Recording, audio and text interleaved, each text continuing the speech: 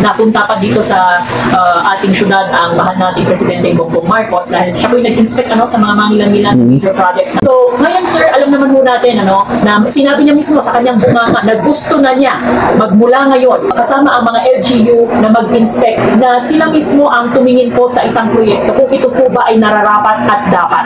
That is part of the provisions of procurement system under RA 9184. Andun po ang end user as an observer during the process of the procurement. Yan. So dapat we have to revisit the law and dapat lang na i-involve natin yung LGUs, especially the end users. Of course, ang end user dyan is the city government and the barangays. Yan. So dapat ang DPWH they should involve the participation of the LGUs. Yan. At the same time, to see to it that the project will be implemented based on plans and specifications.